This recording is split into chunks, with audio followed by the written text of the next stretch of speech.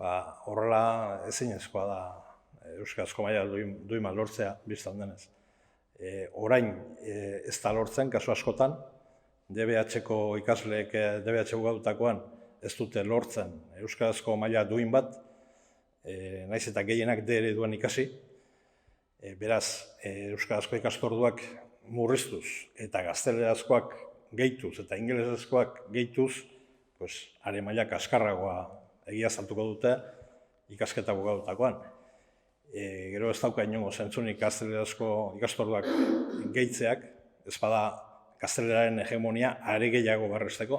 Azterketa guztiek eta erakusten dute EAEko eta Hego Euskal Herriko ikasle guztiek gaztelera ongi eta soberan enperatzen dutela, beste gizarte erabat erdaldun dugu, batean bizi garelako, ezta? Eta ingelesaren ikastorduak, ingelesezko ikastorduak gehitzearenak ere ez dauka zentzu handirik, demostratu delako horrek ez duela eragiten zuzenean ikasleen ingelesezko gaitasunean.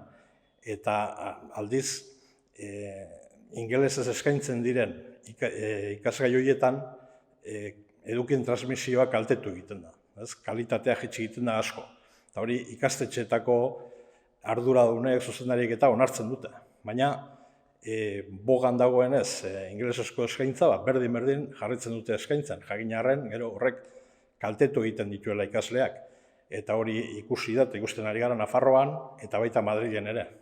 Nafarroan pai eredua jarri zuten indarrean euskararen hedapena frenatzeko, eta Madrilen ere eredu elebidun bat jarri zuten abian, Esperantza Agirreren garaian, eta horrek sekulako erantzuna eragin du gurasoen eta irakasleen artean horrexegatik hain zuzen, esatu dutelako kalterako dela. Batetik irakasleak ez daudelako prestatuta klaseak ingelesez emateko, ikasleek ez dakitelako ingelesez eta beraz edukiak hartzeko orduan ez dituzte behar bazela hartzen, eta bar, ezta?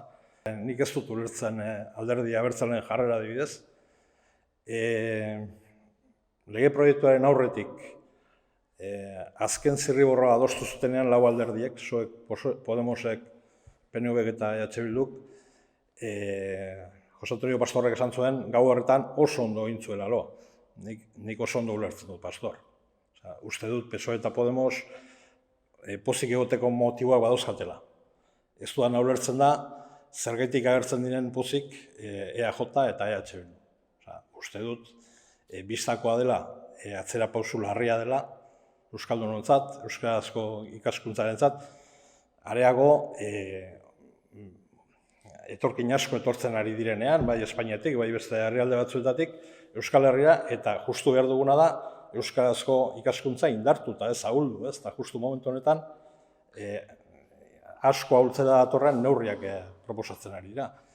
Eta orduan, nik uste dut eztabaida honetan guztian, EAJ isilik dagoela, SOE ere bai, isilik-isilitago, eta EH Bilduk ematen ditu alako azalpen nasi batzuk, esan ez, orain saiatuko gara, eredu euskararen ikaskuntza bermatuko duen eredu bat gara dadin, baina adibidez inork ez du aipatzen inmersio hitza, ez da oso bitxia da.